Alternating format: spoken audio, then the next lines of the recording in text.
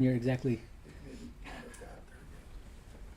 Om Vasudeva Sutam Devam Kamsachanuramaddanam Devaki Paramanandam Krishno Vande Jagatgurum. Good morning, everyone. Good morning, Swami. Welcome to our ongoing class on Bhagavad Gita in the light of Sri Ramakrishna. Today we'll be discussing chapter 13 of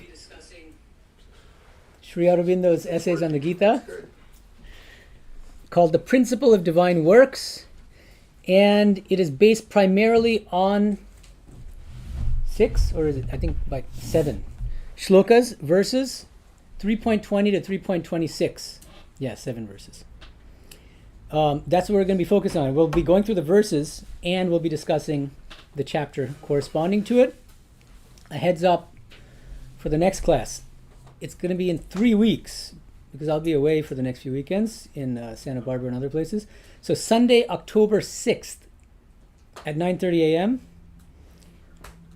And the assignment, because I'll give you 3 weeks. The assignment's a little bit ambitious, but you'll find it rewarding, I'm sure. It's on this hoary topic of free will and determinism. So, please read Bhagavad Gita verses 3.27 to 3.37. Okay, that's the first part of the assignment. Second part of the assignment, we're skipping ahead in Essays on the Gita, Sri Aurobindo's Essays on the Gita, to chapter 21. The order of Essays on the Gita doesn't always map onto the order of the verses, and this is a case where he put off the discussion of free will and determinism until a few chapters later. So we're going to skip straight to that because I want to actually go in the order of the verses. Okay? So, chapter 21, called The Determinism of Nature. Pages 212 to 223 of Sri Aurobindo's Essays on the Gita. That's the second part of the assignment. Okay? Third part of the assignment, I have written an article called, it's an academic article on this issue, on free will and determinism. It's explaining Sri Ramakrishna's views on the issue and comparing his views with those of some Western philosophers and Bhagavad Gita, actually. So I think you'll find it interesting. I'm not asking you to read the whole thing. The article is called Hard Theological Determinism and the Illusion of Free Will. Sri Ramakrishna meets Lord Kames, Saul Smilansky, and Derk Pereboom. Okay, these are Western philosophers. And I will ask you to read pages 24 to 32 of that article of mine. So about 6 pages of that article, 6 or 7 pages. Okay, so those are the 3 parts of the assignment for the next class to be held on Sunday, October 6th. They all kind of are of a piece. They all go hand in hand because one of the study questions is going to ask you to compare the Gita's views on free will and determinism with Sri Ramakrishna's views. And so the article is going to be helpful because I quote directly from his teachings and stuff like that. Okay? Okay, so that's next class. So let's plunge in. Let's start by, let's remind ourselves a little bit. 3.20. We've already talked about it. We're not going to go into detail here, but Karmaneva hi samsiddhim asita janakadeha. Janaka, King Janaka and others attained spiritual perfection through karma eva, through action, through works. Loka sangraham evapi sampashan kartumarhasi. And then Krishna tells Arjuna, therefore, you also should engage in action, O Arjuna, who's a spiritual aspirant, keeping in mind Loka Sangraha. Loka Sangraha here typically means for the welfare of humanity.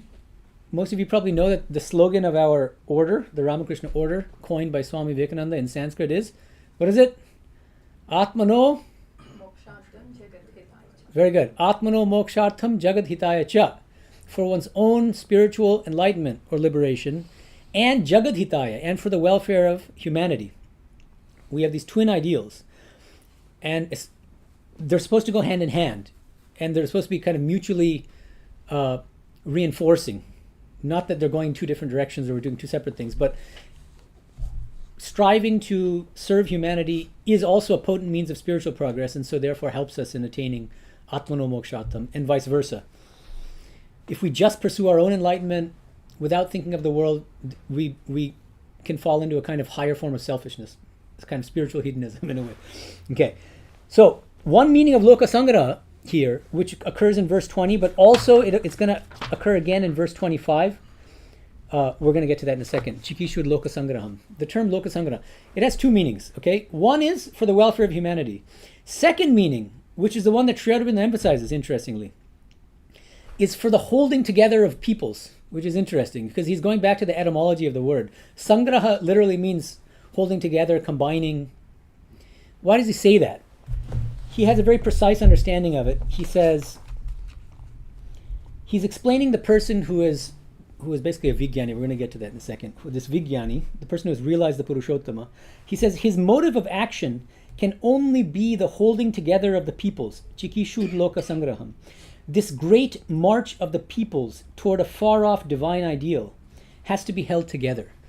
That's what he means. It's not like hold down the fort. The idea is you need to, the great enlightened beings of the world, the spiritual leaders of the world, should make sure that everybody else is on the same path leading to this very high goal of realizing the Purushottama, so as not to confuse them in that sense. So it combines the idea of welfare of humanity, but gives it a very spiritual meaning. Okay? So that's the context. So now let's please look at, you can open your app, 3.21. And please repeat after me. And yeah, I'll just read this verse first and talk about it, and then we'll move on. Yad yad acharati shreshthas. Okay, one more time. Yad yad acharati shreshthas.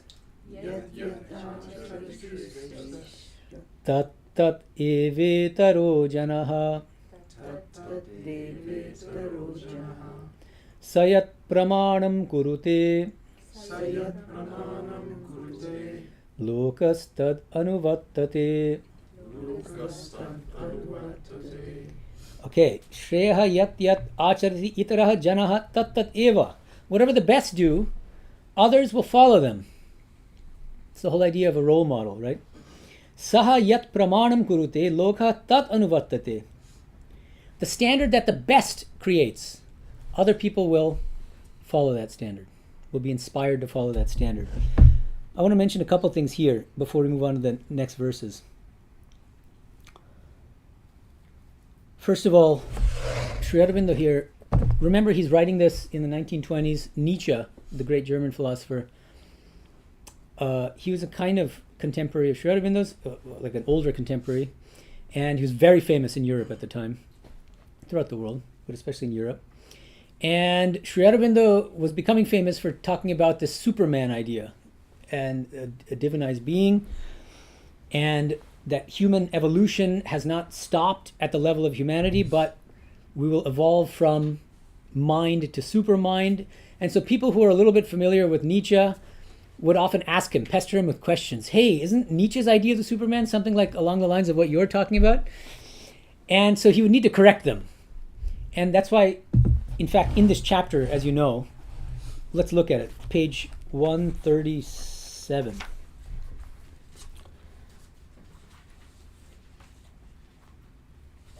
Okay.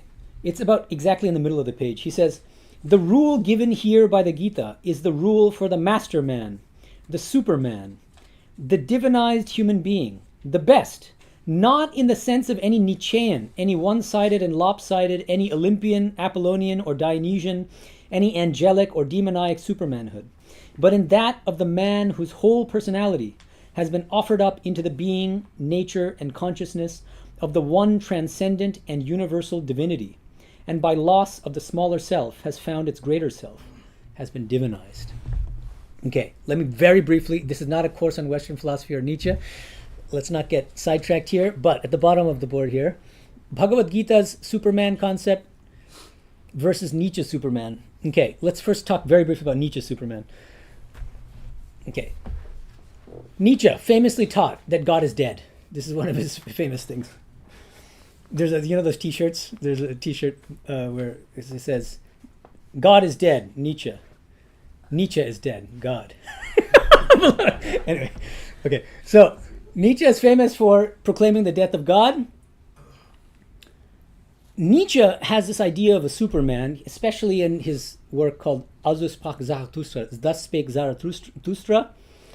And the German term for Superman is Übermensch. Overman might be a more exact translation. In any case, what does he mean by Superman?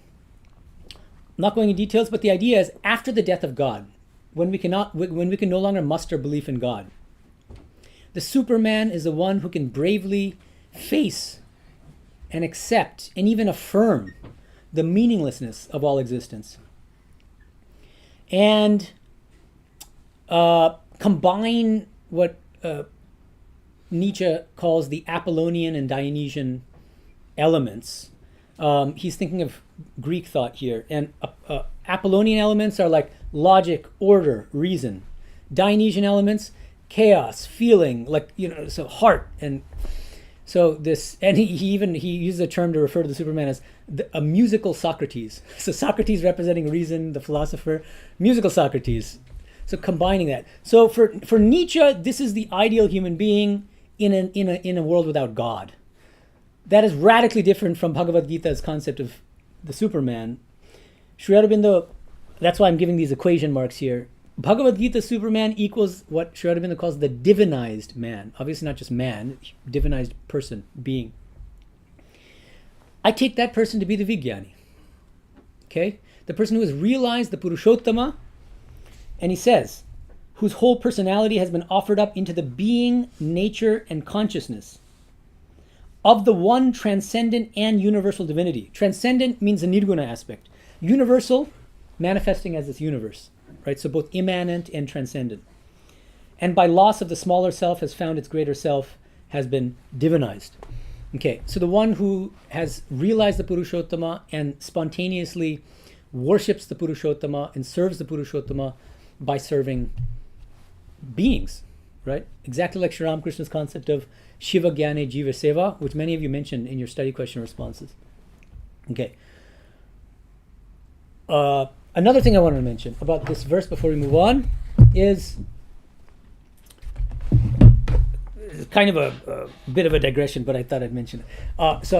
Because I meet a lot of devotees who are parents, who have kids, and these devotees often complain to me. They say, Maharaj, we can't get our kids to be interested in Thakur Ma and Swamiji, and they're not, they don't want to come to talks and classes and blah, blah, blah. And what I ask them is, what I tell them, first of all, is, thank goodness my parents were not devotees in this tradition. They are now, but only after I joined. Because I'm not the type of person who responds well to what I perceive as coercion or my parents pushing me into something. I need to know that I'm coming to it on my own. That's the first thing. But secondly, kids are smart. And if parents are talking big about Vedanta and the Atman and God, and the moment that the kid does something, the parent starts flying off the handle and yelling at them, losing their temper, doesn't behave well with their spouse, for instance, that speaks volumes. Kids, actions speak louder than words. And if you talk yourself hoarse about Vedanta and spirituality and Sri Ramakrishna and Holy Mother and Swamiji, and your life is not reflecting the high spiritual teachings that you're lecturing your kids about, your kids will not feel inspired. So yad achishishta, it's about what you do, how you behave. That's more important than what you say. Okay, so that's just a thing in general. I think this verse is kind of relevant in that regard too. Okay, so now let's look at, we're going to read verses 22 to 24 together. And then I'll give the simple meaning of the verses, and then we'll talk more generally about stuff. There's a lot to unpack here. Okay, please repeat after me. This is 3.22. Name parthasti kartavyam trishu lokeshu kinchana nanavaptam avaptavyam varta eva cha karmani. Okay, actually, let me explain this first. Hey Partha, O Arjuna, me trishu lokeshu kinchana kartavyam na asti. There's absolutely nothing that I have to do in all these three worlds, in this entire universe. I'm not obliged to do anything. Avaptavyam, anavaptavyam. Anavaptam, na karmani eva cha varte. I have nothing to gain by engaging in action. And I don't have anything to gain in the future either. And yet, na karmani eva cha varte, and yet I continue to act in this world. He's giving himself as the ultimate example, as the standard, the role model, saying, I don't have anything to gain from works, and yet I'm working, so you follow my example. Okay? And we'll get to the significance of that. Sri Aurobindo talks about it in detail. But let's keep going first.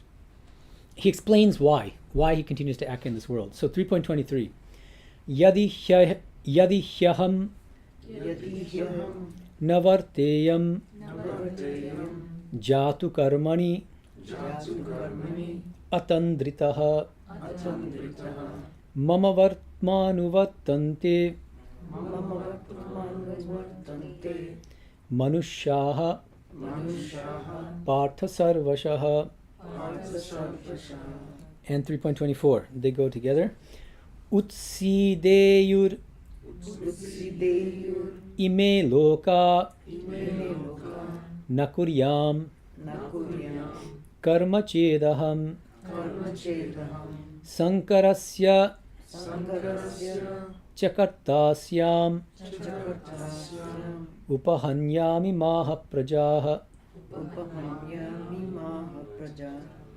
Okay, so let's see.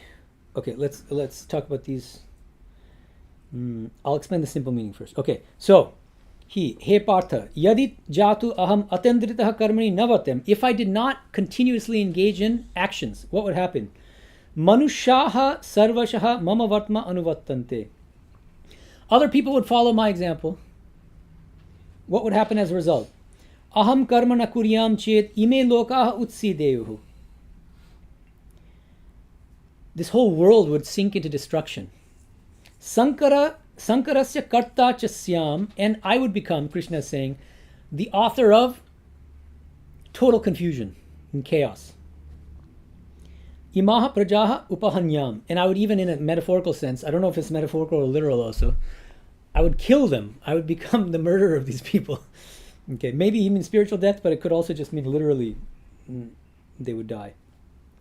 Okay, so that's the simple meaning of verses 23 and 24. Let me now read 25 and 26 before we go into some more nuances and details here. So 3.25, please repeat after me. Saktaha karmani avidvamsaha yatha kurvanti bharata kuryad vidvams tatha saktah chikirshuhu lokasangraham. O Arjuna, hey Bharata, karmani saktaha avidvamsaha yatha kurvanti. Just as those who are ignorant, spiritually ignorant people, engage in actions saktaha, but with attachment. Attachment to the work itself, attachment also to the fruits of the work. Asaktaha vidvan lokasangram chikishuhu tatha kuryat. Remember I mentioned that the word lokasangram comes up again, it comes up in this verse. Lokasangram. Just so, the person who has realized the Purushottama, should engage in the same kinds of actions. It's not that he or she is doing very different actions. It might be the exact same actions externally, and yet with a completely different attitude. Why? Because he's completely free from any kind of attachment to the work. Asaktaha. And what's his motive or her motive for acting? Chikishuhu lokasangram. For the holding together of the peoples, guiding them on this very far off divine ideal of realizing the Purushottama, and also the welfare of humanity. Jagat hitaya. Okay? And finally, 3.26. Please repeat after me. Na buddhi bhedam janayet ajnanam karma sanginam joshayet sarva karmani vidvan yuktaha samacharan. Yuktaha vidvan karma sanginam ajnanam buddhi bhedam na jane. Okay, the person who is in a state of yoga, who has realized the Purushottama, he should not sow confusion or confuse the minds of those who are agyanis and who are attached, ignorant people who are attached to their actions. Instead, what should he do? He should encourage them. Samacharan sarva karmani joshed. He should foster in them the desire to continue to act in this world by himself setting the example. Samacharan. He should engage in those actions himself, right? Just telling others to work and you yourself sitting here and not doing anything is not going to work. You have to engage in action yourself and set the example. Okay, so there's a lot here. So now I suggest that we look at some of the subtleties of what's going on. Sri Aurobindo really takes all these shlokas together, okay? He says there are few more important passages in the Gita than these 7 striking couplets. What are these 7 striking couplets? This is page 136 of Essays on the Gita, 3.20 to 3.26. And another thing to keep in mind, in Sri Aurobindo's time, remember, British colonial rule, a lot of talk of freedom movement, fighting for India's independence from the British. Sri Aurobindo himself was a prominent freedom fighter until he was jailed in Kolkata and then had this extraordinary spiritual kind of conversion. And at the time, Tilak, for instance, is one of many people who were using the Gita as scriptural justification for engaging in social activism, like the freedom movement. Okay? And Sri Aurobindo was fully aware of this. And a number of people would specifically point to these verses, and especially the word loka sangraham. See, we should engage in action as karma yogis to help mankind, and the best way to do that is through the freedom movement and this and that. He's not saying we shouldn't fight for the freedom of India. He believes strongly in it. So that would be a mistake to think that he's not encouraging social activism. Okay. So that's why 2 of the study questions were about this, actually. You guys did a great job, and thank you. My guilt tripping worked. In my last class, I said I was disappointed in you guys because I was barely getting any responses from the in-person, and that the online people were showing you up. And so I got lots of responses, both online and in person, so please keep it up. I may have to guilt trip you again in the future, but I hope not. Now that I know it works. Okay. So, second study question was about social service. What exactly does Sri Aurobindo think is wrong with social service traditionally conceived? And let me read you a very succinct response from one of the respondents. Kiran says,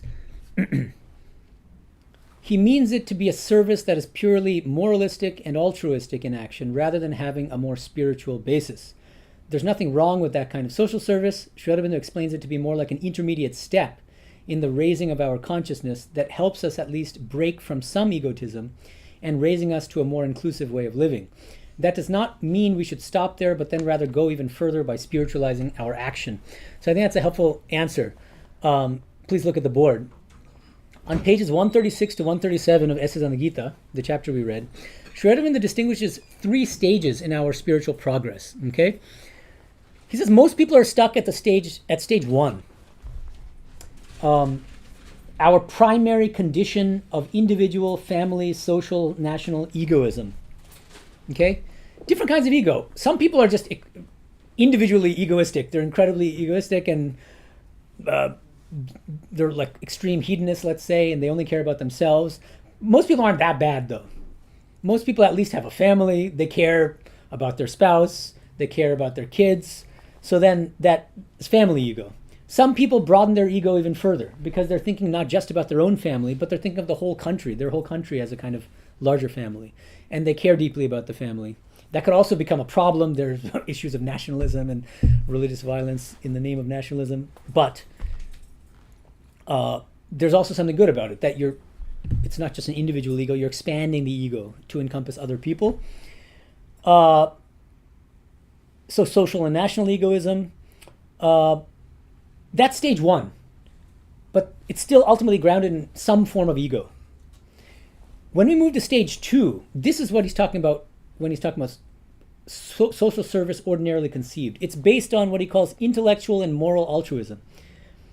And he also used the word emotion, like it's the major advance from stage 1 to stage 2 is that it's no longer based on even an enlarged form of egoism, actually. Some of you, I think, got a little bit confused here because you were mistaking possibly stage 1 with stage 2.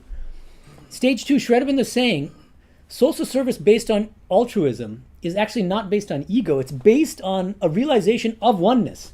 But this is not a spiritual realization of a divine oneness. It's a kind of intellectual hypothesis or belief in the oneness of humanity. Not on the basis of the divine in all beings, but we're all human beings, and so we should serve each other. We should help each other. I suffer, and I know that these other people suffer too, so I should try to alleviate their suffering. These kinds of ideas. That's what I think he means by intellectual and moral altruism, but also emotional, because you're connecting with people at an emotional level, and that itself is a justification. Some people are vegetarian because they can't stand the thought of causing suffering to other creatures, right? That's another example. Okay. So that's a major step forward in spiritual progress. That's not to be underestimated. And another thing that you guys, I think, rightly noted is that this is in the context of the next study question number 3. How should we engage in spiritual service on a more spiritual, social service on a more spiritual basis? Stage 3, works and seva based on the realization of divine oneness. The ideal is to realize the Purushottama, become a divinized being, supermen. He wants all of us to become supermen, Vijnanis, and serve others as so many manifestations of the divine Purushottama. That's the idea. That's the ideal. Now, the chapter itself is called The Principle of Divine Works, right? Divine works. I think it has a triple meaning. First meaning, he's referring to the works of the divine Purushottama himself. God himself, remember in verse 21, God is setting the example for everyone else. I don't need to work, and yet I work. I continue to work. So the works of God. Not just as avatar, as the incarnation, but also just as God. God does so many things invisibly, not in a human body. But the second meaning of the principle of divine works is the works of the divinized man. The Gita's Superman, the idea of the Vijnani, who has realized the Purushottama and continues to work in this world for the welfare of humanity. What's a great example in our tradition? Naren, the future Swami Medhananda, the banyan tree, right? So Swamiji says to Sri Ramakrishna, I want nothing more than to remain immersed in the state of Nirvikalpa Samadhi. And maybe once in a while come down, somebody will give me a little milk just to keep the body going. And Sri Ramakrishna gives him the scolding of his lifetime. He says, shame on you. I thought you would be like a great banyan tree, giving shade and shelter to the thousands. Now I see you're selfish. You only care about your own liberation. Aren't you the one who sings, O Lord, thou art all that exists? Notice what he's saying. Aren't you the one who sings that everything is God? You're a Vijnana. You're not... Jnana is something very ordinary for you. You're an Ishvara Koti. You should strive to be a Vijnani. You already are a Vijnani. You just don't know it yet. Once you know that, you're going to spontaneously serve others. You're going to realize that you're going to want to come back. May I be born again and again, Swamiji says in a very beautiful letter, an inspiring letter. So that I can serve my God the wicked, my God the poor, my God the miserable, my God the suffering. That completely changed his attitude. So that's the second meaning of divine works. These God-men, these Swamijis, these Sri Ramakrishnas, who are Vijnanis. But where does that leave us? We're so far from that. That's why we have 3. The third meaning of divine works is the actions of a spiritual aspirant, people like you and me, who strive to emulate the Vijnani. Remember, God is setting the example for the rest of us. And these divinized human beings, these Vijnanis, are also, the Swamijis and so on, the Holy Mother, they're also setting examples for the rest of us. How do we begin to try to emulate them? Through the practice of Shiva Jnane Jiva Seva, which Ramakrishna talked about. Some of you pointed that out in your responses, which is Ellis and many others. Serve others in a spirit of worship by trying to see the divine in everyone. That's the spiritual practice that can be practiced by everybody. Doesn't mean that we're going to be perfect in it overnight. It's something that we have to strive for. We have to try to take the ego out of it. It's hard to kind of actually think of God in human beings. The moment we do it, or the moment that we don't get gratitude for what we're doing, or they say some bad word or something, suddenly God flies out the window and what? Ingrates or whatever, but it's a work in progress. We're all works in progress, and that's what we should strive for. So,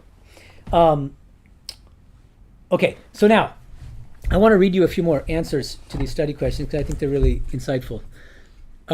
Study question number 2, remember, is about what's wrong with ordinary kind of social service, which means a stage 2 kind of social service. Patty from San Diego says, social service here refers to any action that is taken to benefit not just the individual but the society at large. If one stops here, there's no spiritual growth. Some of the issues with this kind of social service are: 1, there's no demand placed on an individual's ego to see the divine in all. One can define one's community quite narrowly, leading to the us versus them mentality. If one saw the divinity in all, then there will be no room for us versus them. I think there might be a little bit of a confusion here between stages 1 and 2, but maybe I'm misunderstanding what she's saying. But 2, she says there's no emphasis on the individual's spiritual growth. One can be a horrible human being in one sphere of life and do amazing good in another. I think this is a nice point, actually. Is that some of the most powerful and effective activists in the world may not be leading the most inspiring lives in other spheres. And that's kind of discouraging. And, that means that there's something wrong, right? Then number 3, she says the service can be done with the motivation to gain name and fame. Many modern philanthropists fall into this category. That's another great danger. 4th, she says sometimes the service is also motivated by guilt, as we see in many of the social justice movements of today. She says, I don't think service fueled by negativity will bring true healing. So these are really interesting and insightful things. Rahul also makes a nice point. He says, social service helps to reduce one's egoism. Altruism helps elevate one from the lowest level of selfish action to a higher state which leads to greater happiness than that which can be derived from a purely hedonistic and selfish pursuit of pleasure. The problem in Sri Aurobindo's view is that work done with this attitude fails to recognize the deeper spiritual truths of the unity of the impersonal being in all living creatures. I would just make a small correction here. It's not just about the impersonal being, but the Purushottama. Yeah. In all beings. Okay. Okay. Okay, and a lot of you said very similar things. Now, study question number 1. I haven't talked about it yet, but it was about Rajyam Samriddham. Sri Aurobindo talks about the Vijnani seeing this world as an opulent kingdom. It's a very beautiful translation of Rajyam Samriddham. And it was low-hanging fruit. You all pretty much figured out that I was looking for Sri Ramakrishna's teachings on the distinction in the realization of the Jnani and the Vijnani. The Jnani looks upon this world as a framework of illusion, dhokartati, whereas the Vijnani sees it as a mansion of mirth, as a mart of joy. Why? Because that person sees God in everything and as everything, so that's very good. Himaja actually nicely points out a connection between Janaka in Shloka 20 and Sri Ramakrishna's teachings on Vijnana, because she mentions, this is from the Gospel entry, October 27th, 1882, Sri Ramakrishna says, why shouldn't one be able to realize God in this world? King Janaka had such a realization. Ram Prasad described the world as a mere framework of illusion.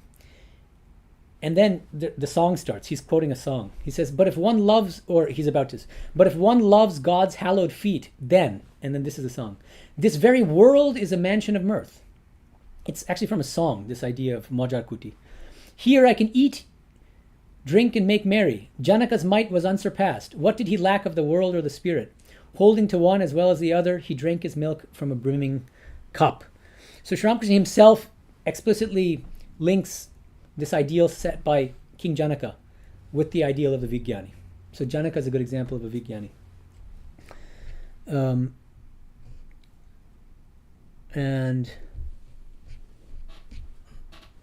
let's see here. Okay, so now let's go to study question number 3.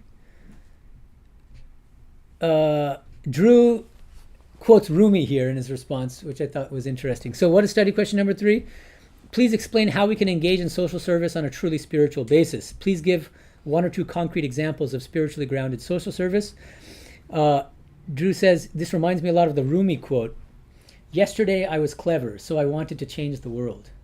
Today I am wise, so I am changing myself. So I thought that's nice. Which doesn't mean that you shouldn't try to make the world a better place. You can engage in all sorts of social activism. Sri Aurobindo will say that. Hopefully we'll get to that when we in the chapter itself.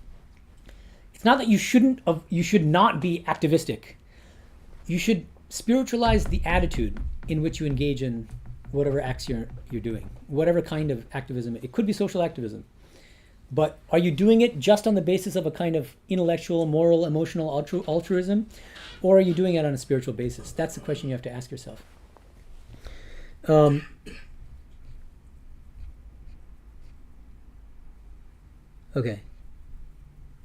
There are a lot of different concrete examples that people gave. I don't have time to share the different examples that people gave. I wanted to mention a couple things. A few of you mentioned Gandhi.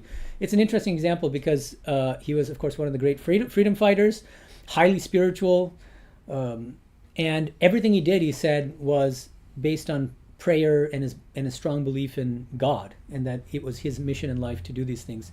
And so that could be a good example. I think Bindu mentioned a number of other people. I think Patty also. That could be one example of works in seva and even social activism, right? I mean, he was a major player in the freedom movement, freedom fight. But based on whether he's a realized soul, Lord knows. But he's at least a number 3, which is engaging in social activism by trying to see others as divine and his own work, his swadharma, as divinely ordained. Okay? So trying to give a spiritual basis to the social work that he was doing. And a number of you flatteringly mentioned that the works of the Ramakrishna mission, the monks of the Ramakrishna mission, are good concrete examples of number 3.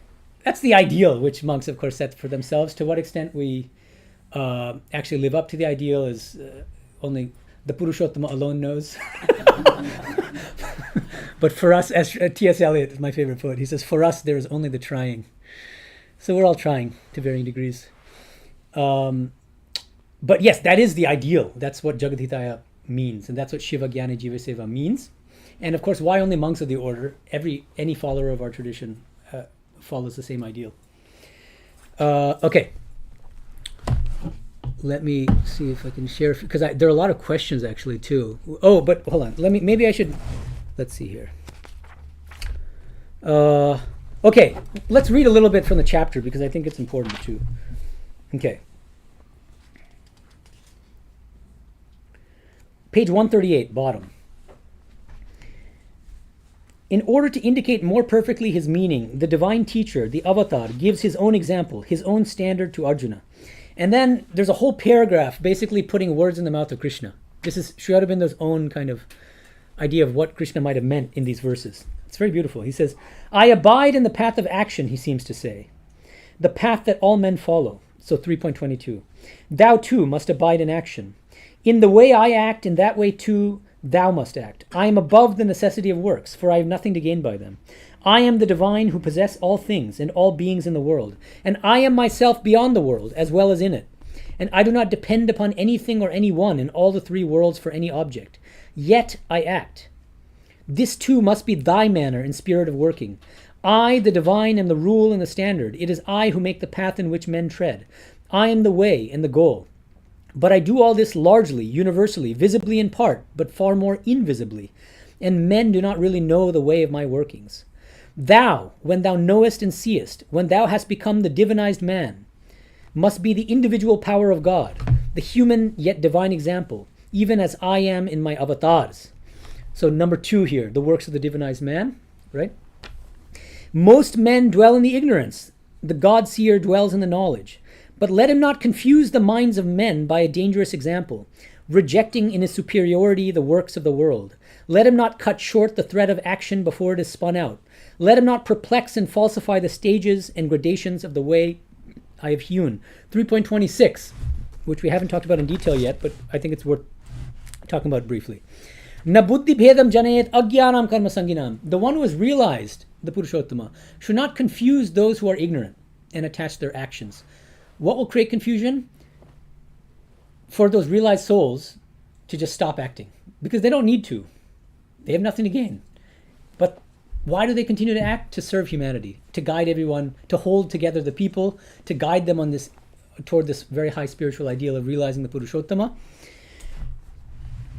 And Ramanuja, interestingly, he interprets these verses a little bit differently based on his own philosophical framework. What he says is, what Gita tells us in chapters 2 and 3 is that Jnana Yoga by itself, remember, Jnana Yoga for Ramanuja means realizing, meditating on your true nature as an individual soul, a jivatma, separate from the body-mind complex. Okay, he says, you can realize the soul through Jnana Yoga alone without having to practice Karma Yoga. You can also realize the soul through Karma Yoga, combined with Jnana Yoga. And what he says is, it's far better to combine the two. And even if you're one of those remarkable few people who are qualified to just practice Jnana Yoga exclusively, don't do it, because you'll be setting a bad example to those other people who are not eligible to just practice Jnana Yoga. That's the way he interprets it. Okay, so let's continue to read. This is page 139 now. This is important. The whole range of human action has been decreed by me with a view to the progress of man, from the lower to the higher nature, from the apparent undivine to the conscious divine. The whole range of human works must be that in which the God-knower shall move. What is he thinking of the whole range? Joshet sarvakarmani in verse 3.26. All actions, without exception. It's not that some actions are spiritual and others are not spiritual. This reminds me of Sister Nivedita's wonderful introduction to the complete works of Swami Medhananda, where she says, henceforth, no distinction between sacred and secular. All work is worship. It's not just meditation or japa or prayer. Literally anything. Going to work, raising your kids, interacting with your spouse. Everything can be a spiritual practice, depending on your attitude. Okay. So, next sentence. All individual, all social action. Notice he's specifically mentioning all social action here. You can fight for the freedom of India, for instance.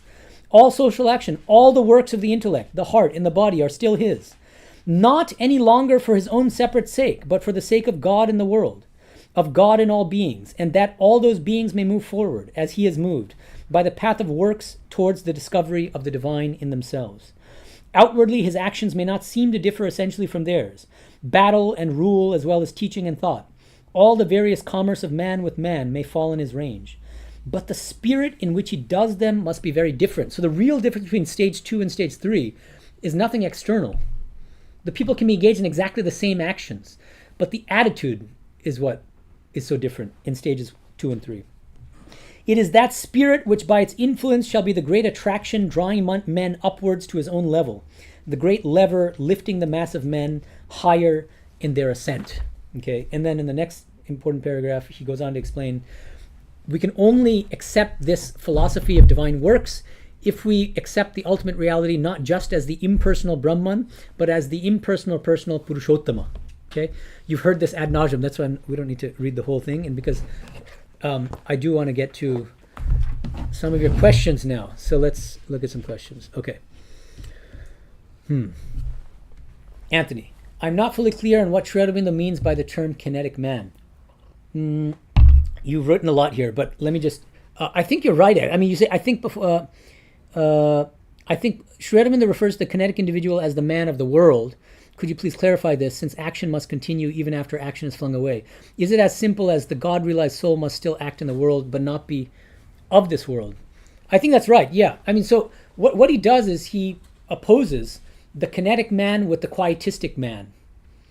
The kinetic person is the kind of busybody who always needs to be doing things. It's one-sided in a certain way. Always has to be active.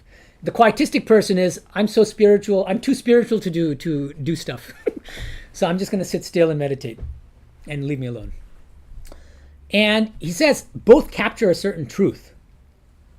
How do we know that? Because the Purushottama has both dynamic and static aspects. And so the truth of the kinetic man, the kinetic being, is the ever-active Shakti, dimension of the Purushottama. And the truth of the quietistic person corresponds to the truth of Nirguna Brahman, the impersonal, static Atman, which is the Sakshi, the witness of everything, right? But because the Purushottama is both, while engaging in actions, if we can take the attachment and ego out of the work, we can still identify with the non-dual Atman realize that we're not affected by the three gunas, the lower prakriti, the inferior nature, but continue to act in the world for the sake of the welfare of humanity, to serve humanity. That's how I see it. Kamlesh, I'm not going to read the whole question, but it's an interesting question. He quotes a bunch of things. Basically, I'll mention some of the things that some of Sri Ramakrishna's teachings. He says, Sri Ramakrishna says, so long as he or she keeps the I in us, he or she, he's giving, let's say she reveals to us that it is she who, as the primal energy, creates, preserves, and destroys the universe. Again, as long as she keeps the awareness of I in us, everything exists. We cannot speak of the world as a dream. Okay, all this. Then the question is, Kamlesh asks, is Vijnana a practical application of Jnana for folks who, and so long as they retain the sense of I-ness, and hence the two, meaning Jnana and Vijnana, are not so different for realized people? This is a question I get a lot. Then are the apparent contradictions in the teachings of Shankara and Ramakrishna because of the difference in audience for whom those teachings are meant? This is a good question. It's an interesting question. But there are a few things here. I think it's useful to bring in a geometrical example here, a parabola, okay? And the peak in that parabola, the highest point, corresponds to realization. It's jnana, what Sri Ramakrishna calls jnana, realization of non-dual, impersonal, pure consciousness, nirguna Brahman, in the state of nirvikalpa samadhi. The lower left-hand side trough of that same parabola are people, they're not Vijnanis, but they're bhaktas who have not yet attained the realization of nirguna Brahman. They may never actually attain the realization of nirguna Brahman, but they may have realized the personal God, but not necessarily as everything in this world. It may not be a Vijnani kind of realization. But they still have an awareness of I, because they want to eat sugar. Right? There has to be some, if you love God and worship God, it means you're distinct from God to some extent. You're a servant of God, you're a child of God. I think that's what Sri Ramakrishna has in mind when he says, so long as she keeps the awareness of I in us, everything exists. You cannot speak of the world as a dream. He's talking about bhaktas, even ordinary bhaktas. He would often tell people who like Shankara's philosophy, don't talk too much about your Advaita to bhaktas because it'll harm their spiritual attitude. It's not specifically in the context of Vijnana. That's the thing to keep in mind. What is Vijnana? It's the right-hand side trough of the parabola. These are people who, after having climbed to the top and realized Nirguna Brahman, come back and realize, wait a minute, but the staircase is made of the same stuff as the roof, bricks, lime, and brick dust, which means now I see that that same divine reality, which is nirguna, impersonal, and attributeless, is also personal, the divine Shakti, and has become everything in this world. And so in response to your question, Kamlesh, what I would say is, fundamentally, the philosophy of Shankara and the philosophy of Sri Ramakrishna, there's a difference. The difference is this, which is that their conception of ultimate reality. Shankara takes only Nirguna Brahman to be ultimately real at the end of the day. Whereas, according to Sri Ramakrishna, based on his spiritual realization of Vijnana, he thinks ultimate reality is equally Nirguna and Saguna, equally non-dual Brahman and Shakti. So I just think that there's just a fundamental philosophical disagreement there. Sri Ramakrishna's philosophy is broader. I don't want to say it differs from Shankara, but it's broader. Because Sri Ramakrishna will accept Shankara's Nirguna Brahman, but also affirm the equal reality of Shakti, which Shankara doesn't do. As a result, the respective realizations of Shankara's Jnani and Sri Ramakrishna's Vijnani are quite different. Why? Sri Ramakrishna says it himself. Because the Jnani looks upon this world as a dream, as a framework of illusion. Because if Shakti is unreal, then this world also becomes unreal. But if you accept the reality of Shakti, then this world becomes a real manifestation of Shakti. Then it becomes a mansion of mirth. And that's why the Vijnani sees this world as a mansion of mirth. Okay, so that's a short answer. Himaja, how do we know if Janaka and others really did the work without egoistic aim or attachment? This is an interesting question. But I think that we can ask this question about, we could ask a similar question. How do we know that Sri Ramakrishna was realized? How do we know Sri Ramakrishna was God? How do we know Swamiji was realized? We don't know. How can we possibly know that? Nobody can know that unless you yourself have a realization of the divinity of Sri Ramakrishna. No. So I think what we do is, as spiritual aspirants, there are certain people we look up to as ideals. How do we know their ideals? We don't know their ideals, but we have faith in them as ideals. You see what I mean? Maybe that's not satisfying to you. But is that? Do you mean something different by your question, or? In order to emulate a Vijnani, Mm-hmm. what are the things that am I supposed to emulate to make sure I'm I see. making progress? Oh, okay. That's a kind of a different question. That's helpful. Yeah. Okay.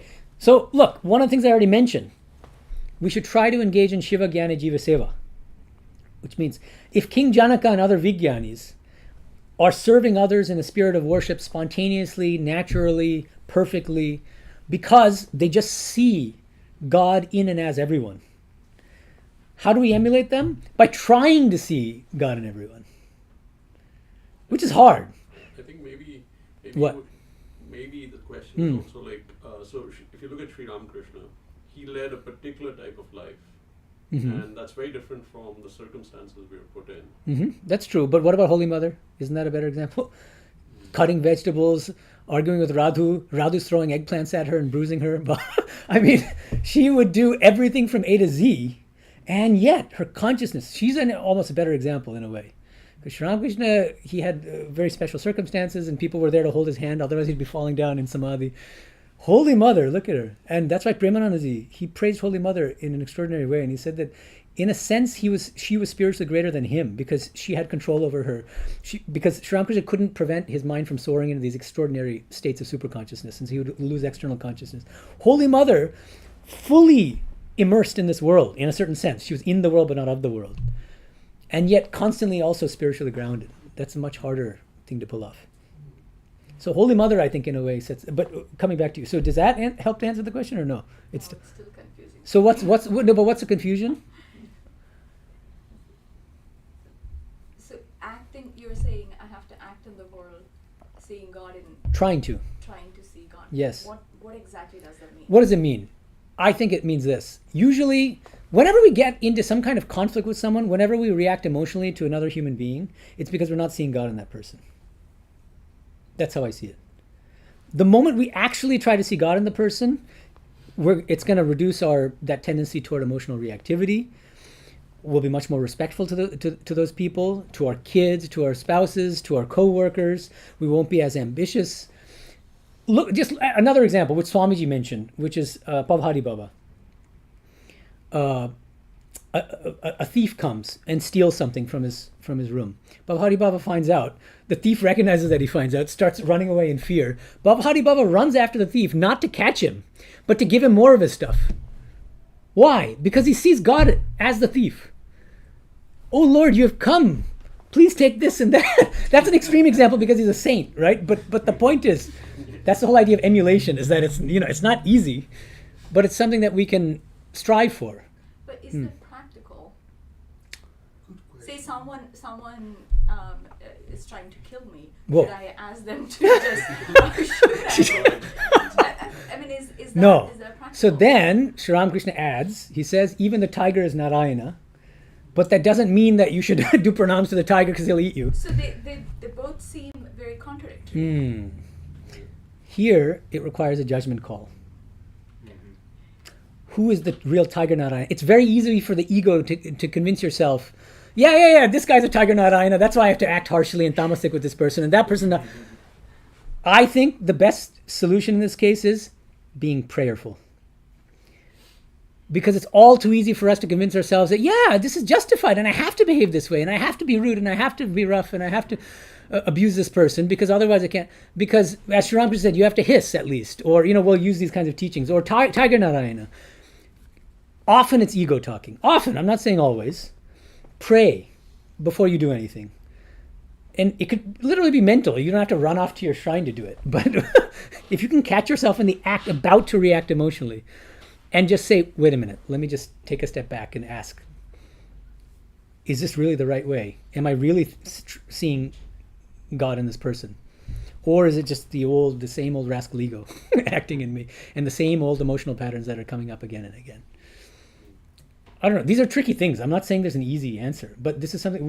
We're all works in progress. Just to your point, Yeah. think about like Tupac Shakur, very out there in terms of what we're talking about. But like, he speaks a lot about forgiving his killer, and like his killer, he knows. I don't know what he saw in his lifetime, but in a lot of his raps, he knows he's getting murdered. Oh, I see. I was going to say, how can he forgive his killer after he's dead? But that his killer ultimately finds self-forgiveness Right. in their lifetime. And that's kind of, the tiger can't find self-forgiveness in this physical sense, but I guess in the metaphorical sense is that within that span, they're able to actually have that self-actual or self-realization of themselves. and that they can forgive themselves in the long journey, and then that would equal kind of a resolution to what you're. I'm with you on Tupac Shakur. I took an undergraduate class called The Poetry and History of Tupac Shakur at Berkeley. So, yeah, I hear you. But I don't know if other people are on the same page with that. But you got one friend on your side. All right. Okay. Let me try to address a few more questions here. So Patty asks. She's asking about. She says, "Can you please discuss the rule of perfection and imperfection that Sri Aurobindo talks about?" This is actually a subtle question. Page 142 of the chapter that I assigned is where he mentions this. Okay, he says, at the top of page 142, "But if you seek it only in the external, in life, in the principle of action, you will never find it, the divine. For you will then not only act according to your nature, which is in itself a rule of perfection." This is what she has a question about. "But you will be, and this is a rule of the imperfection, eternally subject to its modes, its dualities of liking and dislike, pain and pleasure, and especially to the Rajasic mode with its principle of desire and its snare of wrath and grief and longing, the restless, all-devouring principle of desire." Okay, he actually goes on to quote verses 37 to 40 of chapter 3. But what does he mean by rule of perfection? Imperfection, it is a little cryptic here. And it comes up again and again later. Here's what I think he means. In verse 7.5 of the Gita,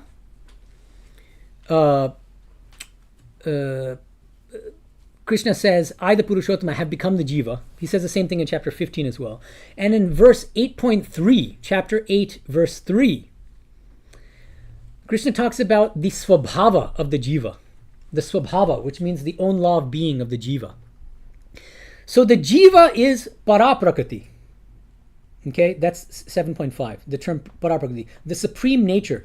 Paraprakriti is Shakti. And Shakti is actually manifesting as each of us, as individual beings, as individual souls. Okay? And each individual soul has its own unique Swabhava, its own being, which means each of us has a kind of calling, a spiritual calling in life, which we're meant to follow. And it's perfect. It's a rule of perfection. If we just followed it without the interference of the lower Maya, the three gunas and all that, we'd be perfect divine instruments. The problem is the interference of Maya and the three gunas. That's the rule of imperfection. So that's the aparaprakriti. So I take the rule of perfection to be the paraprakriti, the realm of the supreme nature, which is Shakti, manifested each individual soul, jiva, each of which has its own swabhava, its own law of being, and which is undistorted by the lower prakriti, by the inferior prakriti of sattva, rajas, and tamas. Another question she asked, what are his views on free will? Perfect segue to our next class. Stay tuned. Big homework assignment. And you have to answer the study questions and do all the reading, and then you'll get the answer. Shubho asks, he's often asking interesting questions about Gaudiya Vaishnavism. So he's saying, Gaudiya Vaishnavas and Sri Aurobindo interpret verse 7.4 of the Gita as follows. So we haven't got to 7.4, but in any case, it's about apara prakriti versus para prakriti, what I just talked about. So the inferior prakriti and the superior prakriti. Apara prakriti refers to the external energy of Bhagavan, Krishna, which encompasses the inert material world, while para prakriti pertains to the jivas or atman and also the essential nature of God. In chapter 15, the concept of Purushottama is elucidated by the Gaudiya Vaishnavas as follows. Kshara denotes the material world or apara prakriti. Akshara refers to jivas or the atman, meaning individual souls, according to their philosophy. And Purushottama represents Bhagavan, who encompasses both Brahman and Paramatman, Krishna.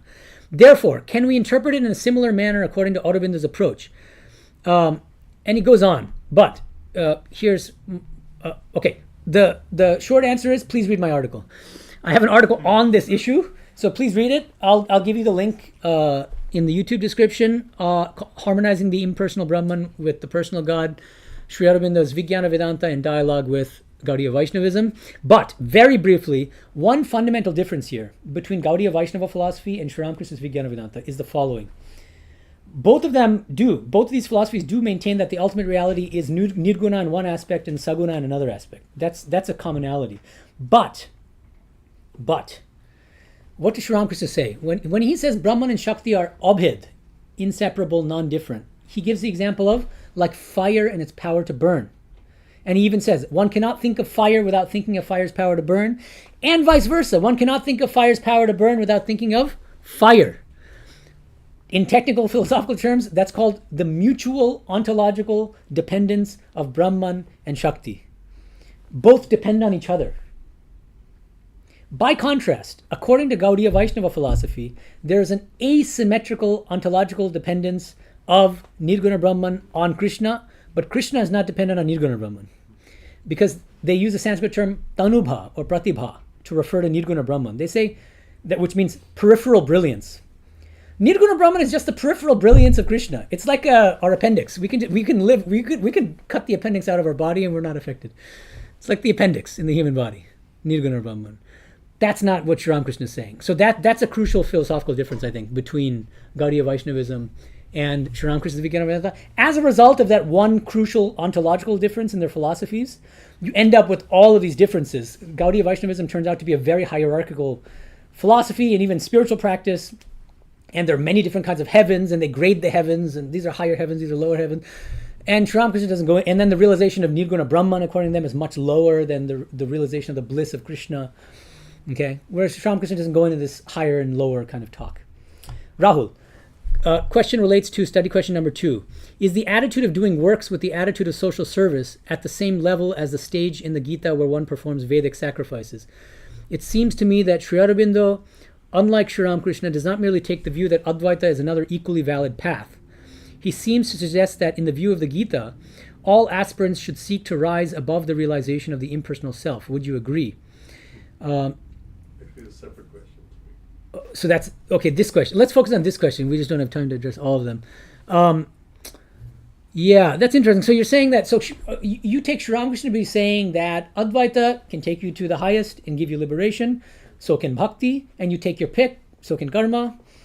Whereas Sri Aurobindo seems to be interpreting the Gita in a kind of a different way, basically saying that it's mandatory for everyone to go beyond the impersonal realization. The way I see it is, there are a few things going on here, I think. One is he's trying to just explain what the Gita is saying, okay? So there might actually be some differences here. And Sri Ramakrishna would often say the Vijnana realization is reserved for a small minority. He seemed to have said that. Usually only Ishvarakotis are capable of attaining that kind of realization. But what have I said in the past about this? I see both Sri Aurobindo and Swami Medhananda as universalizing and kind of democratizing by making universally accessible this state of Vijnana that was earlier reserved only for a small minority of spiritual souls. And they see the advent of Sri Ramakrishna as kind of ushering in that kind of democratization of the state of Vijnana. And I think Sri Aurobindo sees scriptures like Isha Upanishad, like Bhagavad Gita, as these early scriptures, Vedantic scriptures, which taught this very lofty ideal of Vijnana for everyone. Now, that doesn't mean that everybody has to attain the state, because he fully agrees with Sri Ramakrishna, and so does the Gita, that you can attain liberation just by practicing Jnana Yoga and by attaining the realization of Nirguna Brahman. No problem. But what he says is, liberation should not be the highest goal. And that there's a goal even higher than liberation. What is that? Serving others in a spirit of worship. Well, I think he also seems to say that it can be dangerous in many ways, right? Especially in this chapter. What can be dangerous? Just striving for the quietistic liberation. Maybe some things suggest that, but in general, I think he says you can perfectly get if you want, and there are many people who, just by practicing Jnana Yoga, they realize Nirguna Brahman. They attain Nirvikalpa Samadhi. Totapuri is a good example. But, and the place where he talks about, the dangers of, he says the dangers of the quietistic tendency are higher than the dangers of the... Yeah, but that's because it has a greater spiritual truth to it. And so it's, the kinetic man, we all know, it's like we can, that guy's a busybody and is too attached to his... It's easy to criticize and point out the flaws. But because the quietistic ideal is based on a true... It's something spiritual, something deeply true and spiritual, which is the truth of our nature as the non-dual Atman, which is the Sakshi, the witness consciousness. That's what makes it more dangerous. That's the danger of Neo-Advaita now, right? Is that because it's so appealing and kind of... That's the difference. The Neo-Advaita, I think, is like people who are not even qualified. Yeah. Trying to strive... But that's exactly what I think Sankarasya means here, confusion. Mm-hmm. Because if people who actually are eligible to just practice Jnana Yoga don't act, they're going to confuse the heck out of people who are not qualified for inaction. And they're not going to act, and you get that problem with some Neo-Advaitas. These Neo-Advaitas. Sorry, that was. we're saying I'm not seeing God in them. So, no, but see, the danger here is I have already made it. I don't need these lower practices, this bhakti and this karma yoga. And why don't I just rest in my true nature? And you tend to look down on people who are not following the path of Advaita. All these things kind of follow. But that all comes from do you see what I mean? Okay, and I'm going to address one more question and then, okay. Gita asks, when Thakur talks about God, Ishvara, Bhagavan, Shoguna Brahma, Shakti, isn't he always talking about what Aurobindo calls the Purushottama? Or is that substance what Aurobindo calls the Purushottama and Thakur calls Adya Shakti? It's a longer question. I can't read the whole question. But I think that's exactly right. When Sri Ramakrishna talks about God as Ishvara, these are the terms used in Bangla, Bhagavan, Ishwar. I think he has in mind Shakti. He has in mind the whole Purushottama. When he talks about Mother Kali, he's not just thinking of her as Shakti, he's thinking of her as Brahma Shakti. That's why I really like the term Brahma Shakti. This is the term used by whom? No. Never, interestingly, as far as I'm aware. M. Nobody could guess this because there's this like 16-volume Bengali work called Sri Ma Darshan, which is a compilation of dialogues, conversations between M, the author of the Kathamrita, the Gospel, Mahananda Gupta, and his visitors.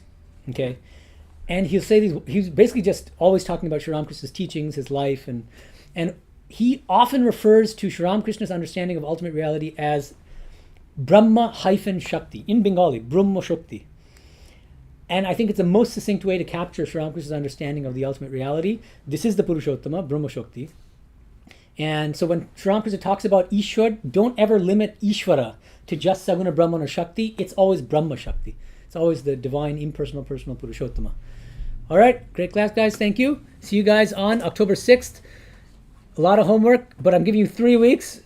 So I hope to see all of your study question responses the day before, October 5th. Thank you. Om Shanti Shanti Shanti Hari Om Tat Sat Shri Ramakrishna Arpanamastu.